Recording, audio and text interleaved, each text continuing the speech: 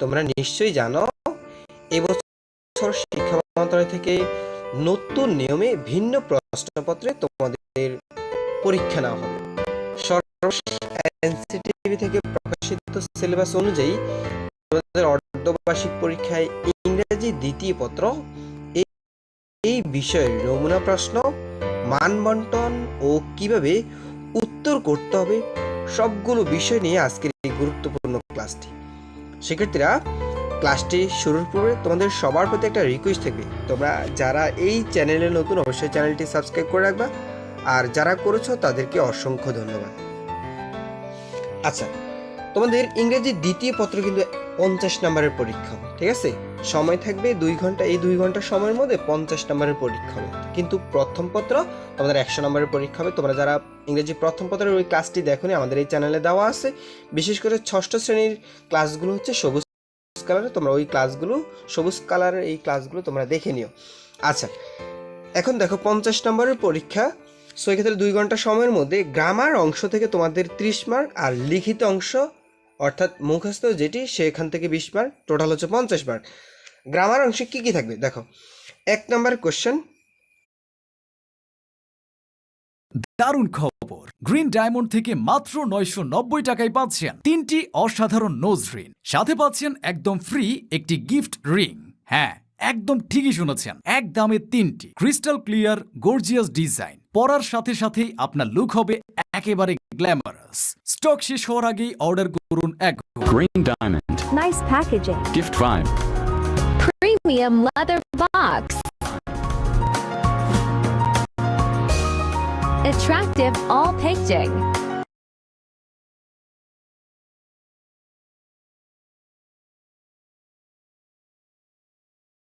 Question. Identify the parts of speech of the underlined word in the following passage. নিচের passage থেকে underline করা শব্দের parts of speech তোমাকে লিখতে হবে। আচ্ছা, তোমরা কি পার্টস অফ স্পিচ চিনো? পার্টস অফ স্পিচ মানে হচ্ছে, পার্টস অফ স্পিচ হচ্ছে 8 প্রকার: noun, pronoun, adjective, verb, adverb, preposition, conjunction, interjection, এরকম। তো 8 প্রকারের মধ্যে কোনটাকে তোমাকে এটা জাস্টিফাই করতে বলছে। যেমন উইথ, এই যে দেখো উইথ, এটা কি বলতো? এটা একটা প্রিপোজিশন। গার্ডেন, গার্ডেন অর্থ বাগান, এটা একটা নাম, এটা একটা কি নাউন। আওয়ার অর্থ আমাদের, আমাদের এটা হচ্ছে কি প্রনাউন, ঠিক আছে? এরপরে প্রমিনেন্ট, প্রমিনেন্ট একটা কি ভার্ব, ঠিক আছে? এরপরে লংগেস্ট, লম্বা, ওটা হচ্ছে একটা অ্যাডজেক্টিভ। তো তোমরা জাস্ট এই শব্দগুলো লিখবে। তাহলে স্যার আমি কিভাবে এটার অ্যান্সারটা করব? তোমরা জাস্ট লিখবা 1 নং প্রশ্নের উত্তর বা answer to the question number 1 লিখে এ দিয়ে এটা লিখবা, এটা লিখে সমান চিহ্ন দিয়ে কি লিখবা? এটা ভার্ব লিখবা। বি দিয়ে এটা কি অ্যাডজেক্টিভ না ভার্ব না এটা কি, এভাবে লিখবা। সি দিয়ে এটা কি অ্যাডজেক্টিভ, সো এটা সমান দিয়ে কি লিখবা? অ্যাডজেক্টিভ লিখবা, ঠিক আছে? এভাবে তোমরা এটা লিখবা। তো এক্ষেত্রে 10টা সঠিকভাবে লিখলে তোমাকে 5 নাম্বার দিবে। আচ্ছা, এটা গেল আমাদের 1 নাম্বারের কোশ্চেন। এটা কিভাবে অ্যান্সার করতে হবে এটা আশা করি বুঝছো তোমরা। 2 নাম্বার দেখো, 2 নাম্বার কোশ্চেনটা আমরা দেখব। দেখো 2 নাম্বারে কি বলছে? 2 নাম্বারে বলছে fill in the blanks with the suitable word from the box. এখানে একটা বক্স দেওয়া রয়েছে, দেখো বক্সে অনেকগুলো শব্দ রয়েছে। এই শব্দগুলো আমরা এইখানে যে শূন্যস্থানগুলো রয়েছে এই শূন্যস্থানের মধ্যে বসাবো, ঠিক আছে? তো এক্ষেত্রে কোনো নিয়ম নেই, জাস্ট তোমরা শূন্যস্থানে যেটা যেখানে যে অর্থ প্রকাশ পায় সেখান থেকে যেটা মিলবে সেটা লিখবে, ঠিক আছে? তো you had heard the name, ঠিক আছে? এখানে নেম হবে, এ নাম্বার হবে name. B number he is a famous, ঠিক আছে? Famous poet. তো এখন আমি তোমাকে বলছি তুমি কি শূন্যস্থানটা লিখবা? না, শূন্যস্থান লেখার দরকার নেই। তুমি কি করবা? 2 নং প্রশ্নের উত্তর দিয়ে জাস্ট এ দিয়ে এর উত্তরটা কি হবে বলো তো? এর উত্তরটা হবে নেম। বি দিয়ে বির উত্তরটা কি হবে বলো তো? এ, ঠিক আছে? এভাবে করে সি ডি এভাবে সবগুলোর উত্তর লিখবা, বুঝছো তো? আচ্ছা, এরপরে আচ্ছা, তোমাদের সবার প্রতি একটা রিকোয়েস্ট থাকবে, তোমরা যদি ক্লাসটি ভালো লাগে অবশ্যই ক্লাসটিতে একটা লাইক করে দিবা, ঠিক আছে? আর দেখো, আচ্ছা 3 নাম্বার কোশ্চেনটা আমরা এবার দেখব। Make 5 sentence from the following suitable table. দেখো এখানে 5 নাম্বার, এখান থেকেও কিন্তু পরীক্ষাতে 5 নাম্বার আসবে। সো এখানে মূলত তোমাকে 5টা বাক্য তৈরি করতে বলা হয়েছে। এই 3 নাম্বারে 5টা বাক্য তৈরি করতে বলা হয়েছে। 5টা বাক্য এখানে দেওয়া আছে। পাঞ্চুয়ালিটি ইজ, ঠিক আছে, is one of the most important quality of a man. শেষ, একটা বাক্য হয়ে গেলে এ দিয়ে একটা বাক্য লিখবা। এরপরে ইট, শুট, ফ্রম, ঠিক আছে, এভাবে যেটার সাথে যেভাবে মিলে, ঠিক আছে, এভাবে করে তুমি কি করবা, 5টা বাক্য লিখবা। ওকে, এটা লিখতে হবে। 4 নাম্বার দেখো, fill in the gaps with the right form of verb in the bracket. ব্যাকেটের সঠিক ভার্বটা তোমাকে লিখতে হবে। দেখো এখানে কিন্তু উত্তরগুলো দেওয়া আছে। 4 নাম্বারটা, এই যে নো, এটাই উত্তর। স্যাক্রিফাইস, এটাই উত্তর। ফলো, এটা উত্তর। তুমি জাস্ট তাহলে কী করবে স্যার, এ দিয়ে এ নো লিখে ফেলবে, বি দিয়ে তাহলে কী করবে, স্যাক্রিফাইস লিখে ফেলবে, জাস্ট উত্তর লিখবে। তবে যেহেতু রাইট ফর্ম অফ ভার্ব, ভার্বের সঠিক ব্যবহার, এক্ষেত্রে অনেক ক্ষেত্রে ভার্বগুলো একটু পরিবর্তন হতে পারে। তোমরা জানো know, knew, known, do, did, done, এভাবে ভার্বের ফর্ম আছে। অনেক ক্ষেত্রে ভার্বের সাথে এস বাই এস যোগ হয়, ঠিক আছে। তো এরকম আর কি, যেহেতু লাভ ওয়ান কান্ট্রি নোন, এখানে নো হবে না, নোন, পাস্ট পার্টিসিপল ফর্ম হবে, নোন, নোন হবে, know, knew, known, past participle form হবে। আচ্ছা, এটাই হবে। এরপর এখানে যে ফ্রিডম ফাইটার স্যাক্রিফাইস, কী করছে, আমাদের অনেক ফ্রিডম ফাইটার কী করছে, স্যাক্রিফাইস, তাদের জীবন উৎসর্গ করছে। এটা অনেক আগের একটা ঘটনা না, ফার্স্ট আনসার না। সো এক্ষেত্রে আমরা স্যাক্রিফাইসড, ইডি হবে, স্যাক্রিফাইসড, ঠিক আছে। তো অতীতের কোনো ঘটনার ক্ষেত্রে আমরা পাস্ট ফর্ম দিব, আর আর থার্ড পার্সন সিঙ্গুলার নাম্বার হলে আমরা ভার্বের সাথে কী করবো, এস বাই এস দিব। তো এইভাবে তোমরা রুলসগুলো সবাই জানো, এইভাবে প্র্যাকটিস করবা। সো গামার বই থেকে এগুলো প্র্যাকটিস করে নিবা।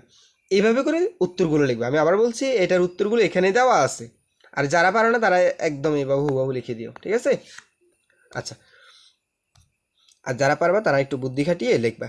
আচ্ছা, 5 নাম্বার কোশ্চেন তাহলে কি আসবে স্যার, এই বিষয়টা একটু দেখেন, ঠিক আছে। 5 নাম্বার কোশ্চেনটা আমরা একটু লক্ষ্য করি। দেখো 5 নাম্বার কোশ্চেনে কি বলছে। এখানে যে বিষয়টি বলা হয়েছে, দেখো, read the following text and change the sentence as direct. এখানে যে ডিরেকশন দেওয়া আছে, সেই ডিরেকশনের আলোকে তোমাকে কি করতে হবে, বাক্যগুলো পরিবর্তন করতে হবে। কিভাবে, ঠিক দেখো। আচ্ছা, একটু দেখাচ্ছি। ইন্ডাস্ট্রি ইজ দ্য কি টু সাকসেস, এটাকে বলা হয়েছে। দেখো এটা কি করবা তুমি, এটা না, এইখান থেকে এইটা না, এইটা এ নাম্বার হচ্ছে none, none can prosper in life without industry. এই যে এই বাক্যটাকে কি করতে বলা হয়েছে, যে মেক অ্যাফার্মেটিভ, এটাকে নেগেটিভে আছে। সো এটাকে তুমি কি করবে, অ্যাফার্মেটিভ। তো অ্যাফার্মেটিভ টু নেগেটিভ, এটা কীভাবে অ্যান্সার করতে সেটা তো তোমরা জানো।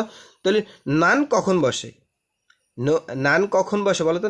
এটাকে আমরা নানকে কী বলবো, everybody can prosper in life, কী করবে, এটার অ্যান্সারটা লিখবা, ঠিক আছে। অর্থাৎ every one can prosper in life industry, ঠিক আছে। এবার আবার সেম একইভাবে দেখো B number, those who are idle always lag behind, ঠিক আছে, এটাকে বলছে নেগেটিভ করতে, ঠিক আছে। এরপর সি নাম্বার বলছে এখানে earn knowledge money and acquire knowledge, এটাকে বলছে ইন্টারগেটিভ করতে বলছে। সো আসলে মূলত আমি তোমাদেরকে অ্যান্সার স্ক্রিপ্টটা দেখাচ্ছি না, জাস্ট কীভাবে প্রশ্নটা অ্যান্সার করতে হবে, কী কী বিষয় থাকবে, এই বিষয়গুলো একটু দেখাচ্ছি। সো এক্ষেত্রে আমি অ্যান্সারগুলো দেখাচ্ছি না। তো তোমাদের এখানে অ্যাফার্মেটিভ, নেগেটিভ, এটা প্র্যাকটিস করবা। এরপর অ্যাসারেটিভ টু এক্সক্লেমেটরি, এটা প্র্যাকটিস করবা। ইম্পারেটিভ প্র্যাকটিস করবা, এই ধরনের বাক্যগুলো। ইন্টারগেটিভ, তাহলে অ্যাসার্টিভ, ইন্টারগেটিভ, ইম্পারেটিভ সেন্টেন্স যে 5 প্রকার, এই 5 প্রকার ভালো করে প্র্যাকটিস করবা। কীভাবে বাক্য একটা বা এক বাক্য থেকে অন্য বাক্য কীভাবে রূপান্তর করতে, সেই প্রসেসটি শিখবা। আচ্ছা, 5 নাম্বার তো বুঝতে পারলাম আমরা। 6 নাম্বারটা তাহলে কি স্যার, যে appropriate punctuation mark and capital letters where necessary, যে দাড়ি কমার ব্যবহারটা, অর্থাৎ ওগুলো তোমাকে কি করতে হবে, একদম সঠিক করে পুরো এই প্যাসেজটা তুমি জাস্ট লিখে ফেললে তোমার অ্যান্সারটা হয়ে গেছে। এটাতেও কিন্তু 5 নাম্বার, দেখছো। সো এটা কিন্তু খুব সহজ একটা বিষয়, তোমরা জাস্ট বড় হাতে ছোট হাতের অক্ষরগুলো ঠিক করবে। তো এই ক্ষেত্রে আমি তোমাদেরকে একটু শিখাচ্ছি এটা, যে বাক্যের শুরুতে সাধারণত বড় হাতের হয়, নামের শুরুতে প্রথম অক্ষর বড় হাতের হয়, বাক্যের শেষে ফুল স্টপ হয়, আর যদি প্রশ্ন করে তাহলে প্রশ্নবোধক চিহ্ন, এক্সক্লেমেটরি সেন্টেন্সে আশ্চর্যবোধক চিহ্ন, ঠিক আছে। এভাবে করে তোমরা কি করবা, এগুলো লিখবা। আচ্ছা, তোমাদের গ্রামার বইতে অবশ্যই এগুলো আছে, তোমরা সেখান থেকে দেখে নিও। বি পার্ট যেটা কম্পোজিশন, এখানে 20 মার্কের পরীক্ষা। দেখো এই 20 মার্ক থেকে কি কি বিষয় থাকবে দেখো। এখানে বলেছে now write an application to your headmaster of your school for set up a common room in your school. একটা common room in your school, এই সম্পর্কে কি বলছে, একটা অ্যাপ্লিকেশন। তাহলে দেখো একটা অ্যাপ্লিকেশনের জন্য কত মার্ক, 8 মার্ক। দেখছো, খুবই গুরুত্বপূর্ণ একটা বিষয়। এই অ্যাপ্লিকেশনের জন্য তোমাকে 8 মার্ক। সো এই অ্যাপ্লিকেশনটা তোমার পাঠ্য বই থেকে বা গ্রামার বই থেকে বের করে মুখস্থ করবা। এরপর রাইট কম্পোজিশন লিখতে বলা হয়েছে, your first day at school, এখানে এটা লিখতে বলেছে, এইটাতে 12 মার্ক, অর্থাৎ একটা রচনা লিখতে বলেছে, তোমার বিদ্যালয়ের প্রথম দিন এই সম্পর্কে একটা রচনা লেখো, এটা তো 12 মার্ক, টোটাল এখানে 20 মার্ক। সেক্ষেত্রে এরপরও যদি তোমাদের বুঝতে সমস্যা অবশ্যই জানাবা, আর তোমাদের কাছে যদি ভিডিওটি ভালো লাগে অবশ্যই একটা লাইক করে দিবা। তোমরা সবাই ভালো থাকবে, সুস্থ থাকবে, আর আমাদের এই চ্যানেলটি সাবস্ক্রাইব করে আমাদের সাথেই থাকবে।